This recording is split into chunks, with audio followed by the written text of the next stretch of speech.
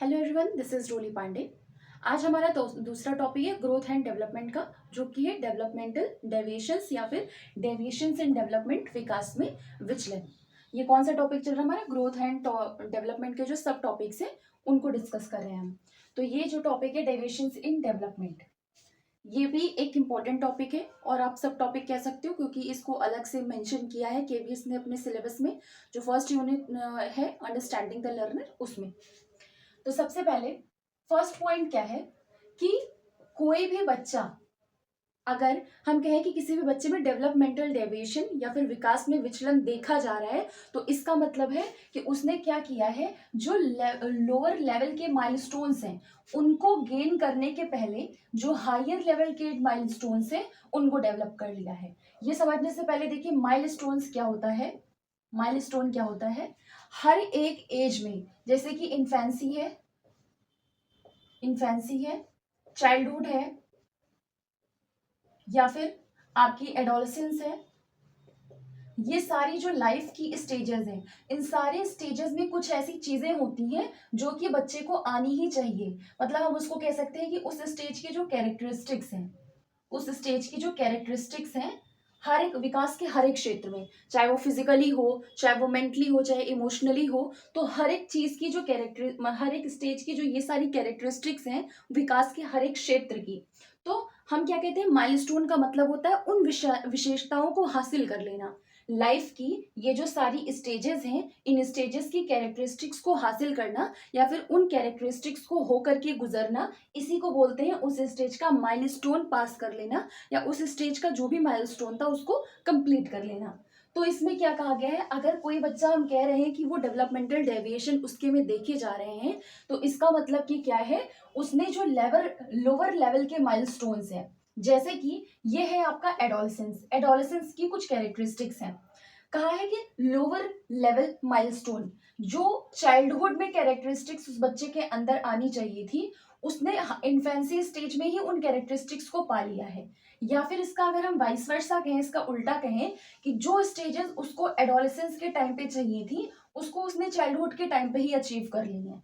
मतलब कि, या फिर आप ये जो यहाँ पे हायर लेवल और लोअर लेवल बोला गया है, ये कॉग्निटिव डेवलपमेंट के बेसिस पे बोला गया है। अगर हम फिजिकल डेवलपमेंट की बात करें तो उसमें होगा कि जो फिजिकली जो लोअर स्टेजेस हैं उन पे जो माइलस्टोन्स हासिल करने थे वो उसने उस टाइम पे नहीं किया, आगे चल के चाइल्डहुड में या फिर एडोलेसेंस में वो चीजें पाई, और वो भी उतनी डेवलप्ड वे में नहीं पाई जितनी कि उस स्टेज में उसको पा लेनी चाहिए थी।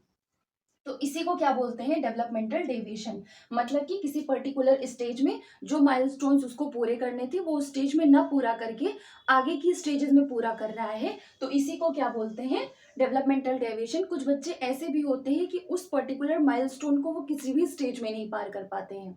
या फिर जैसे कि इंटेलेक्चुअल लेवल पे अगर देखें, तो जो मैच्योरिटी और जो कॉग्निटिव डेवलपमेंट बच्चे का एडोलेसेंस और एडल्टहुड में दिखना चाहिए, वो कुछ बच्चों के इन्फेंसी स्टेज में या फिर चाइल्डहुड स्टेज में ही देखने को मिल जाते हैं। तो इसका मतलब क्या है कि उसने जो हायर लेवल के माइलस्टोन्स थे उनको लोअर लेवल पर ही आकर के अचीव कर लिए हैं।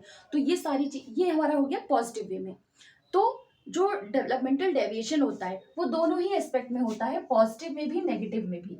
अगर चाइल्डहुड की मैच्योरिटी उसने इन्फेंसी में पा ली है, या फिर किशोरावस्था की मैच्योरिटी उसने बाल्यावस्था में पा ली है, तो ये कैसा हुआ, ये पॉजिटिव डेवलपमेंट हुआ। किस तरीके का? पॉजिटिव डेवलपमेंट हुआ। लेकिन अगर जो फिजिकल ग्रोथ होती है उसको चाइल्डहुड स्टेज में पार कर लेनी थी, चाइल्डहुड में उसको पा लेना था, उस जगह पे उसकी किशोरावस्था भी बीतती जा रही है, एडल्टहुड भी बीता जा रहा है, लेकिन वो फिजिकल उस मतलब फिजिकल लेवल पे उस तरीके से ग्रो नहीं कर पा रहा है, उसकी ग्रोथ नहीं हो रही है, तो ये किस तरीके का डेवलपमेंट हुआ, नेगेटिव डेवलपमेंट हुआ। मतलब कि डेवलपमेंटल डेविएशन में आपका पॉजिटिव डेवलपमेंट और नेगेटिव डेवलपमेंट दोनों ही टाइप के डेवलपमेंट्स देखने को मिलेंगे। कुछ चीजें ऐसी होती हैं जो बच्चे को पा लेनी चाहिए एक पर्टिकुलर स्टेज में, उनको नहीं पा पाता है, तो उसे हम कहते हैं कि डेवलपमेंटल डेविएशन। फिजिकल एस्पेक्ट में बात करेंगे तो हम वृद्धि की बात करेंगे, और अगर कॉग्निटिव डेवलपमेंट की बात करेंगे तो फिर हमारा वो होगा कि मतलब सोचने की या थिंकिंग करने की, कैलकुलेशन करने की, या बेसिक जो फंडामेंटल स्किल्स हैं वो नहीं आ पाई, वो एडल्टहुड में होता चला जा रहा है तब भी। तो ये सब क्या हुआ, डेवलपमेंटल डेविएशंस है।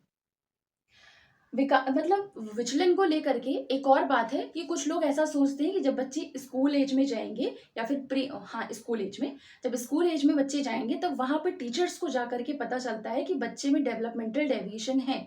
लेकिन ऐसा नहीं है। अगर उसके सिम्टम्स टीचर्स को या फिर बच्चों को या फिर पेरेंट्स को, उनके जो एल्डर्स हैं या फिर पेरेंट्स हैं, अगर उनको पहले से ही पता है तो वो इन्फेंसी स्टेज से ही इस चीज़ को देख सकते हैं कि कहीं इस तरीके का सिम्टम बच्चे में नहीं तो नहीं आ रहा है। तो अगर वो सिम्टम है तो मतलब वो डेवलपमेंटल डेविएशन बच्चे में स्टार्ट हो गई है। तो ये जाकर के डॉक्टर्स को दिखाना चाहिए, या फिर कुछ ऐसे सर्विलांस टूल्स होते हैं जिनके थ्रू जो पेरेंट्स हैं, एल्डर्स हैं या फिर टीचर्स हैं, जो प्री स्कूल एज वाले टीचर्स होते हैं, वो पता कर सकते हैं और वहीं से उनके डेवलपमेंट को इम्प्रूवमेंट थोड़ा बहुत अपने हिसाब से जितना ला सकें वो कर सकते हैं। अब कौन इसको आप एक शब्द में बोलें डेवलपमेंटल डेविएशन को, तो ऐसे भी कह सकते हैं non sequential acquisition of developmental milestone. मतलब कि जो भी विकासात्मक माइलस्टोन्स होते हैं उनका नॉन सीक्वेंशियल अर्जित करना क्या होता है, डेवलपमेंटल डेविएशन होता है। मतलब कि एक्विजिशन अर्जित करने की बात हुई, मतलब कि जो कॉग्निटिव डेवलपमेंट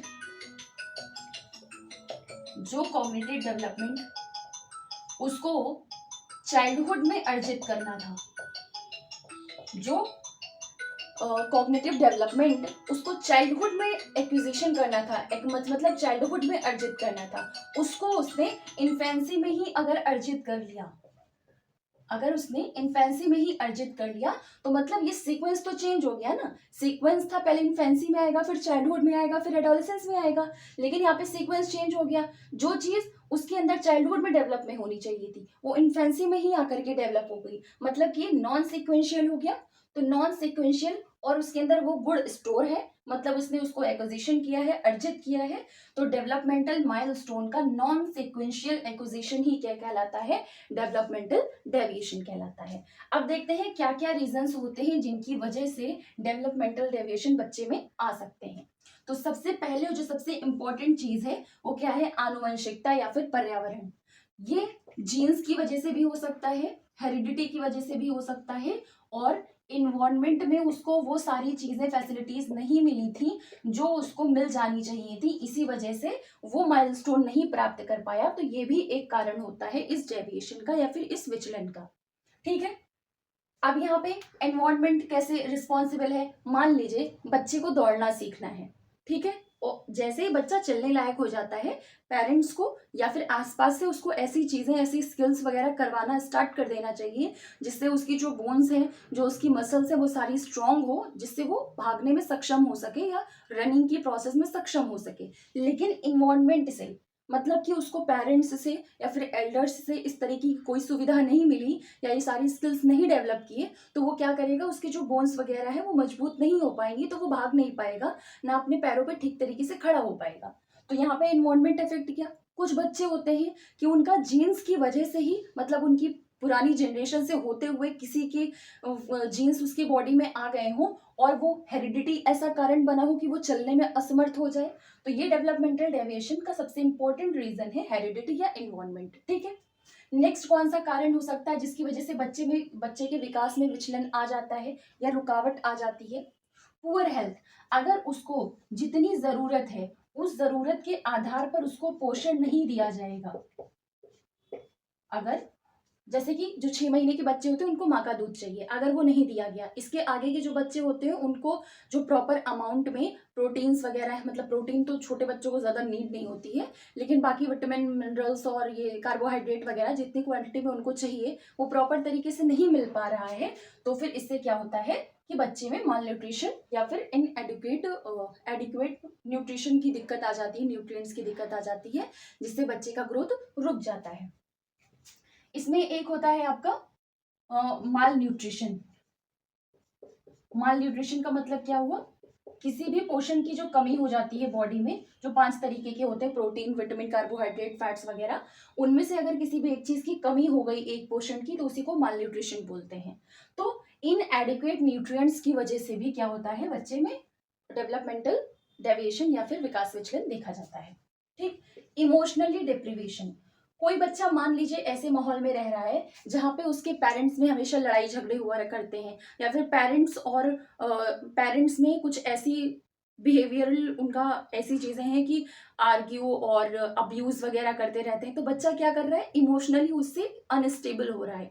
वो बचपन से ही उसका कुछ ना कुछ ऐसा स्टेट लेवल माइंड का होता जा रहा है जिसकी वजह से वो ठीक तरीके से ग्रो नहीं कर पा रहा है, क्योंकि वो बाकी अगर इमोशनली अनस्टेबल है, या बच्चे को छोटी एज में जो मदर से या फिर फादर से जो रिस्पेक्ट और लव मिलना चाहिए, रिस्पेक्ट नहीं, लव और केयर मिलनी चाहिए, वो अगर नहीं मिल रही है, तो उससे क्या होगा, बच्चे का इमोशनली डिप्रिवेशन होगा। मतलब वो इमोशनली उसका नीचे की तरफ वो जाता चला जाएगा, तो बाकी चीजों में तो उसका फोकस बिल्कुल ही हट जाएगा। तो ये भी एक कारण होता है कि बच्चे में डेवलपमेंटल डेविएशन आता है।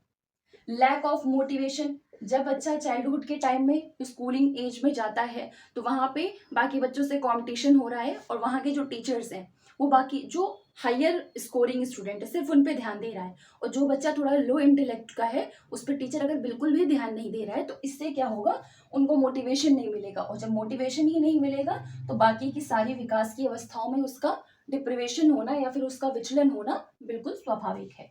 तो एक कारण ये हो गया। स्लो स्टार्टर्स, कुछ बच्चे ऐसे होते हैं जो कि बचपन से ही कुछ स्किल्स ऐसी होती है जो बच्चे में आ जानी चाहिए लेकिन वो नहीं आती हैं, तो स्लो स्टार्टर मतलब कि शुरुआत ही उनका स्लो हो जाता है, चीज़ों में रुकावट आ जाती है, जो चीज़ उनको 5 साल में सीखनी चाहिए वो आकर के वो 7-8 साल में सीख रहे हैं। तो ये भी एक कारण होता है स्लो स्टार्टर होना भी, जो कि डेवलपमेंटल डेविएशन को प्रमोट करता है। ठीक, तो ये आपके कारण हो गए जिन वजह से ये विकास में विचलन होता है। अब मान लीजिए मोटर डेवलपमेंट की अगर हम बात करें, तो मोटर डेवलपमेंट में डिले होने का क्या कारण हो सकता है।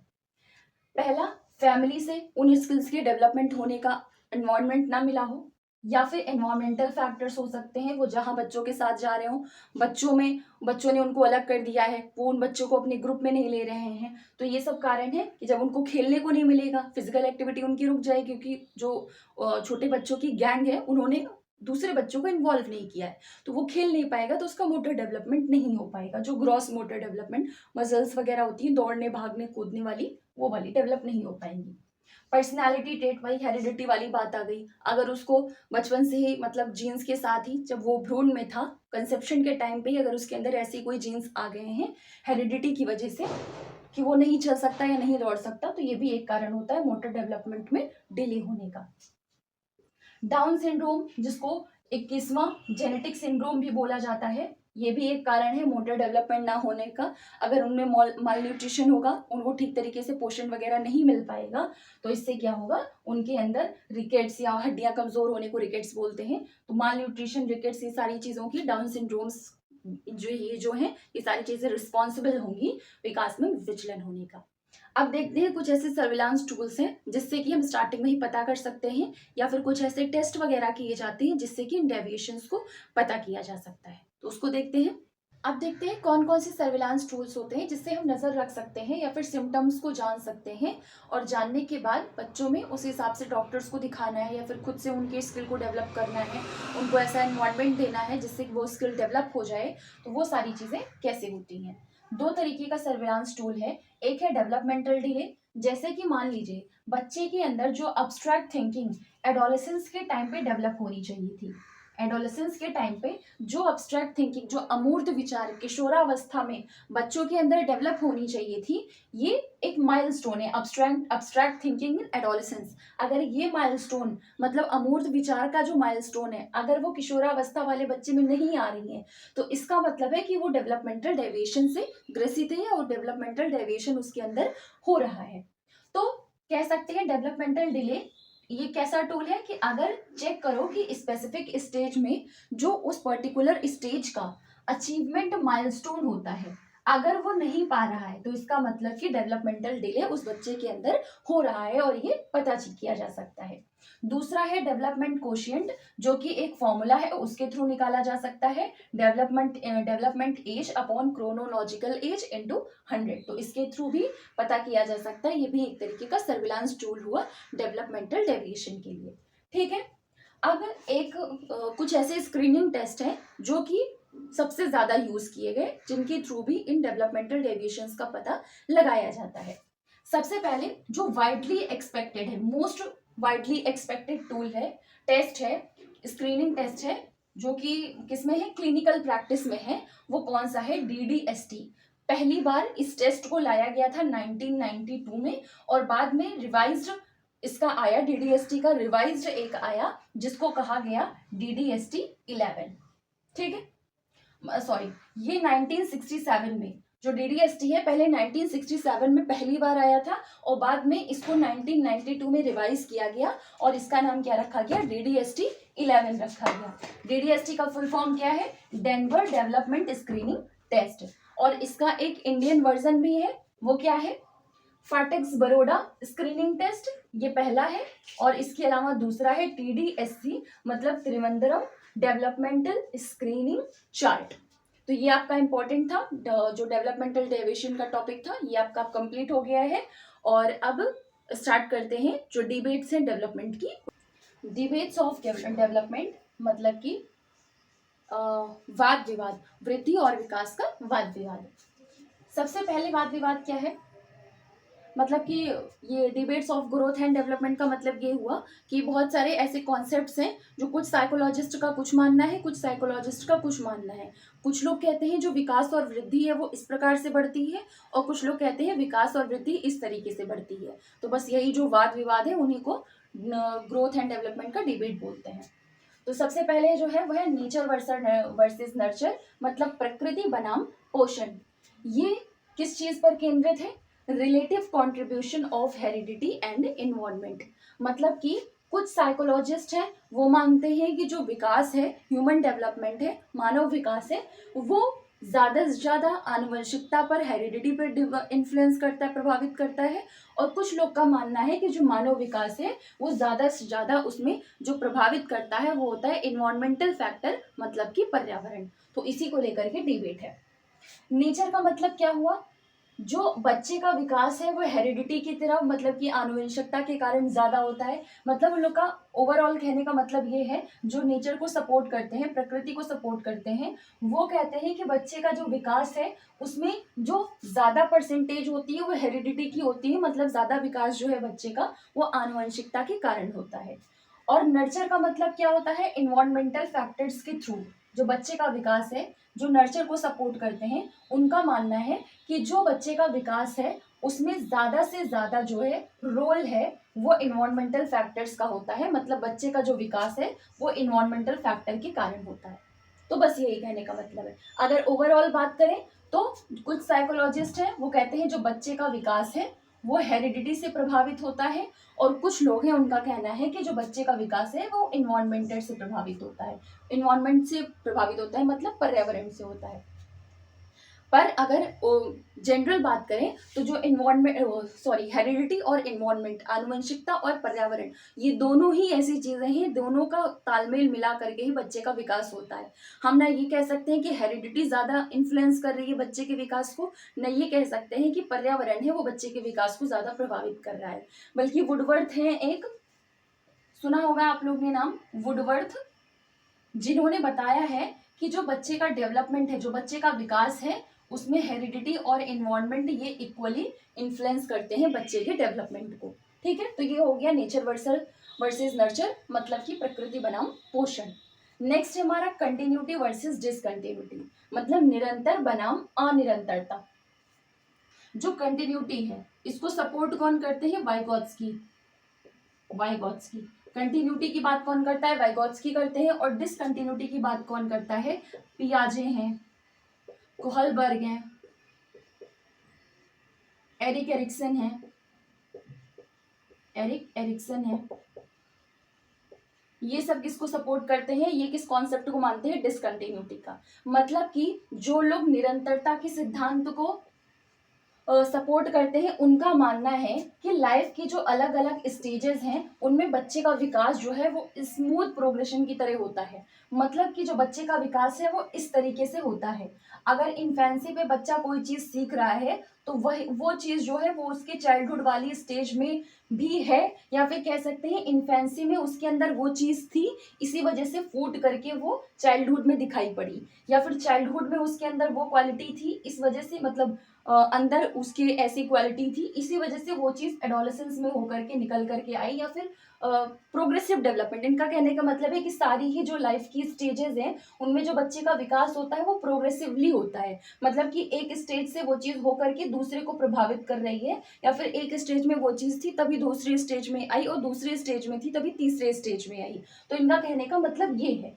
और जो डिसकंटिन्यूटी को मतलब अनिरंतरता को सपोर्ट करते हैं, उनका मानना ये है कि हर एक स्टेज की अलग इंपॉर्टेंस होती है और हर एक स्टेज पे बच्चा अलग कैरेक्टरिस्टिक्स उसके अंदर दिखाई पड़ती है। मतलब कि उनका कहने का मतलब है कि अगर बच्चा इन्फेंसी वाली स्टेज पर है और वो वहां से अगर जा रहा है दूसरी स्टेज पे, चाइल्डहुड वाली स्टेज पे, और चाइल्डहुड से अगर वो एडोलेसेंट की स्टेज पे जा रहा है, तो यहाँ से लेकर के यहाँ तक का जो ये डिस्टेंस है, ये इतनी नई चीजें, नई बातें उसने सीखी कैरेक्टरिस्टिक्स में, या फिर नई जो विशेषताएं हैं वो इस चाइल्डहुड में उसके उभर करके आई, ना कि वो चीज इन्फेंसी में थी, इस वजह से वो लगातार जनरेट होती हुई बढ़ती हुई चली जा रही थी। तो बस इतना ही डिफरेंस है कि जो निरंतरता को सपोर्ट करते हैं उनका मानना है कि जो सारी लाइफ की स्टेजेस हैं उनमें बच्चे का जो विकास है वो स्मूथ प्रोग्रेशन होता है। मतलब ये नहीं कि ये चीज यहाँ पर नई तरीके से उभर के आई, कोई नई विशेषता आई। उनका कहने का मतलब है होते होते वो दूसरे स्टेज में पहुंचता है, वही चीज होते होते वो तीसरी स्टेज में पहुंचता है। जबकि डिसकंटिन्यूटी को मानने वालों का कहना है कि हर एक स्टेज में अलग अलग कैरेक्टरिस्टिक्स आती हैं और हर स्टेज की अलग कैरेक्टरिस्टिक्स होती हैं। ऐसा नहीं है कि वो थोड़ी बहुत पहले में भी दिख रही थी फिर बाद में थोड़ी बहुत दूसरे में भी आई। तो बस यही डिफरेंस है कंटिन्यूटी वर्सेस डिसकंटिन्यूटी, मतलब निरंतर बनाम अनिरंतरता में। तो ये हो गया हमारा second debate of growth and development. बात करें थर्ड डेवलपमेंट की, थर्ड डिबेट की, तो है यूनिवर्सैलिटी वर्सेस कॉन्टेक्स्ट स्पेसिफिक, मतलब सार्वभौमिकता बनाम संदर्भ। जो यूनिवर्सैलिटी, सार्वभौमिकता का सपोर्ट करते हैं, उनका मानना है कि जो बच्चे का विकास का पैटर्न है वो सारे ही व्यक्तियों में कॉमन होता है। ठीक है, सारे ही व्यक्तियों में कॉमन होता है। मतलब कि अगर एक बच्चा, दुनिया का कोई भी बच्चा है, वो सबसे पहले क्या करेगा, इन्फेंसी में आएगा, शैशवावस्था में आएगा, उसके बाद बाल्यावस्था में, चाइल्डहुड में आएगा, उसके बाद एडोलेसेंस, किशोरावस्था में, किशोरावस्था के बाद वो एडल्टहुड में आएगा। तो इनका मतलब है कि जितने भी इंडिविजुअल्स हैं पूरी की पूरी दुनिया में, उन सबका जो पैटर्न है, कह सकते हैं कि जो डेवलपमेंटल प्रिंसिपल्स में हमने पढ़ा था यूनिफॉर्म वगैरह वाला, तो यूनिफॉर्म जो प्रिंसिपल है या फिर यूनिफॉर्म आपका ये सिद्धांत है वो यूनिवर्सैलिटी की बात करता है। मतलब वो सिद्धांत इसमें लागू होता है। मतलब कि हर एक इंडिविजुअल जो है वो कॉमन तरीके से बढ़ते हैं, ये यूनिवर्सैलिटी का कहना है। और जो कॉन्टेक्स्ट स्पेसिफिक है, उनका मानना ये है कि बच्चा अलग तरीके से ग्रोथ होती है और अलग तरीके से डेवलपमेंट होता है। मतलब कि बच्चा जिस समाज में रह रहा है, जिस संस्कृति में रह रहा है, जिस कम्युनिटी में रह रहा है, उसी के हिसाब से उसका विकास होता है। अगर ये एक सोसाइटी है, एक अलग तरीके की सोसाइटी, कल्चर और कम्युनिटी है, ये दूसरे तरीके की सोसाइटी, कल्चर और कम्युनिटी है, तो दोनों का ही विकास अलग अलग तरीके से होगा, ना कि दोनों सेम तरीके से होंगे। तो ये डिफरेंस है यूनिवर्सैलिटी वर्सेस कॉन्टेक्स्ट स्पेसिफिक या फिर सार्वभौमिकता बनाम संदर्भ की वाद विवाद ग्रोथ डेवलपमेंट की। नेक्स्ट बात करें अगर एक्टिविटी वर्सेस पैसिविटी, मतलब सक्रियता बनाम निष्क्रियता। ये बहुत बेसिक सी चीज़ है, इसमें बहुत ऐसा आपको समझने की ज़रूरत है नहीं। बस एक्टिविटी मतलब आप ये समझ लीजिए, जैसे पियाजे वगैरह हैं, जो जितने भी आप ऐसे समझ सकते हो, जो एक्टिविटी है उसको जितने भी कंस्ट्रक्टिविस्ट हैं वो सपोर्ट करते हैं, मतलब जो संज्ञान को ज़्यादा इम्पोर्टेंस देते हैं। और जितने भी व्यवहारवादी हैं, जितने भी बिहेवियरिस्ट हैं, जैसे पावलव वगैरह, स्किनर वगैरह, जितने भी बिहेवियरिस्ट हैं वो किसको, पैसिविटी को, मतलब निष्क्रियता को सपोर्ट करते हैं। मतलब कि जो कंस्ट्रक्टिविस्ट हैं, जो एक्टिविटी को सपोर्ट करने वाले लोग हैं, सक्रियता को सपोर्ट करने वाले लोग हैं, उनका मानना है कि बच्चा जब तक सक्रिय नहीं होता है, एक्टिवली इंगेज नहीं होता है चीज़ों को सीखने में, तब तक वो चीज़ों को नहीं सीख सकता है। और जो पैसिविटी वाले हैं, बिहेवियरिस्ट हैं, उनका मानना है कि बच्चे को जितना सिखाया जाएगा बस बच्चा उतना ही सीखेगा, उसका खुद से अपना कोई ज्ञान नहीं होता है, या फिर खुद से उसके अंदर कोई ऐसी नई चीज़ डेवलप नहीं होती है। जब तक उसको वो चीज़ बताई जाएगी तभी उसको वो चीज़ आ सकती है। और इसी वजह से इनका ये भी मानना है कि बच्चा पैसिव होकर के सीखे, टीचर बताएगा और वो बैठ करके सुनते जाएंगे या देख करके सीखते जाएंगे। तो ये बात किसने बोली है? पावलोव और स्किनर वगैरह जितने भी व्यवहारवादी हैं वो सारे आपके निष्क्रियता वाले में आएंगे, और जितने भी आपके कंस्ट्रक्टिविस्ट हैं पियाजे वगैरह वो सारे किस में आएंगे? एक्टिविटी या फिर सक्रिय वाले में। ठीक, तो ये था हमारा डिबेट्स ऑफ डेवलपमेंट। अब ये वाला जो है स्टेबिलिटी वर्सेस चेंज, ये कुछ लोग हैं, मतलब कुछ बुक्स वगैरह जहाँ पे कंसीडर किया जाता है, माना जाता है, और कुछ ऐसी हैं जहाँ पर नहीं माना जाता है। फिर भी आप समझ लीजिए, इन केस कोई क्वेश्चन घुमा करके ऐसे बना करके पूछ लिया जाए। स्टेबिलिटी स्थिरता, स्थिरता बनाम बदलाव। मतलब एक एग्जाम्पल से इसको समझ लीजिए, जो स्टेबिलिटी को सपोर्ट करते हैं उनका कहने का मतलब है, अगर कोई भी बच्चा बचपन में मान लीजिए इंट्रोवर्ट था, या फिर एक्सट्रोवर्ट का एग्जाम्पल लेते हैं, कि कोई भी बच्चा मान लो बचपन से जो इन्फेंसी और चाइल्डहुड वाली स्टेज है, तो चाइल्डहुड वाली स्टेज में बच्चे के अंदर जो क्वालिटी है वो एक्सट्रोवर्ट वाली है, बहिर्मुखता वाली है। तो अगर वो बड़ा हो जाएगा तो एडल्टहुड में भी उसके अंदर जो बहिर्मुखी वाली प्रवृत्तियां या बहिर्मुखी वाली जो विशेषताएं हैं वही देखने को मिलेगी। जबकि चेंज ये बताता है, बदलाव ये कहता है कि अगर कोई बच्चा बचपन में इंट्रोवर्ट था, अंतर्मुखी था, तो हो सकता है कि एडल्टहुड में जाकर के वो बहिर्मुखी हो जाए या फिर विषममुखी हो जाए, इंट्रोवर्ट और एक्सट्रोवर्ट दोनों की ही क्वालिटीज हो जाए। ये चेंज वालों का कहना है। तो ये आपका स्टेबिलिटी और चेंज है। मतलब स्टेबिलिटी कहती है कि व्यक्तित्व पर इसका कोई प्रभाव नहीं पड़ता है, सॉरी, व्यक्तित्व पर इसका प्रभाव पड़ता है, और चेंज क्या कहता है कि पर्सनैलिटी पर इसका कोई प्रभाव नहीं पड़ता है। क्योंकि पर्सनैलिटी अगर ऐसा नहीं है कि अभी एक ऐसी डेवलप हो गई दोबारा बदल नहीं सकती है, वो बिल्कुल बदलती है। तो मतलब कि पर्सनैलिटी कहीं ना कहीं इफेक्ट और इनइफेक्ट इन दोनों में आती है। तो ये हो गया आपका स्टेबिलिटी वर्सेस चेंज। ये था आपका debates of growth and development. अब ग्रोथ एंड डेवलपमेंट के आपके जितने भी टॉपिक सब टॉपिक थे सबके सारे कंप्लीट हो गए हैं। सिर्फ आपका इस फर्स्ट यूनिट में जो सोशलाइजेशन वाला चैप्टर बचा है वो बचा है। ध्यान रखिएगा, इसमें कुछ ही ऐसे पॉइंट्स हैं या कुछ ही ऐसे सब टॉपिक्स हैं जो कि आपका सीटेट से अलग है। बाकी ये सारा का सारा आपका सेम टॉपिक है, ग्रोथ एंड डेवलपमेंट के सारे सब टॉपिक्स जो कि सीटेट में आते हैं। अगर आप लोग चाहिए और अगर आप कहें कमेंट सेक्शन में आप बता सकते हैं, तो आपको ये जो अलग से सीटेट को, मतलब सीटेट का नाम दे करके अलग से क्लासेस दे दी जाएंगी। तो मिलते हैं नेक्स्ट वीडियो में सोशलाइजेशन के साथ। Thank you.